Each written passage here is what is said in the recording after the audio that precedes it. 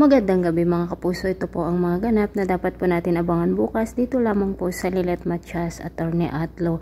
Masalimuot nga po ang kaso ni Samson na kung saan ay ang ikinaso ng kanyang asawa bilang adultery. Pero napakagaling po talaga ang ating bida dahil nga po dito sa pagtatanong niya kay Miss Benice at talaga namang pong napahanga ang mga audience.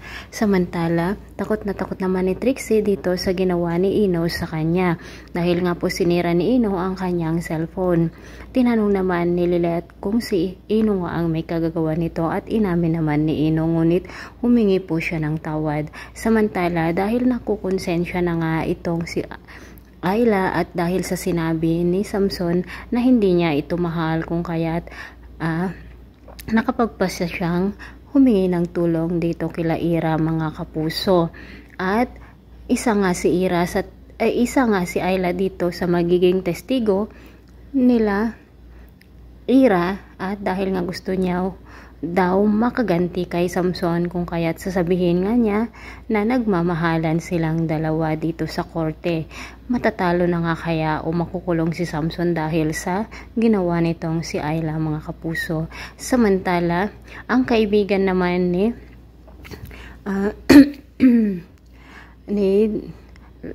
Lady Justice na kung saan si Meredith, tinawagan niya ito at sinabi na siya daw ang magiging manager at magiging co-business nga nila itong si CRD.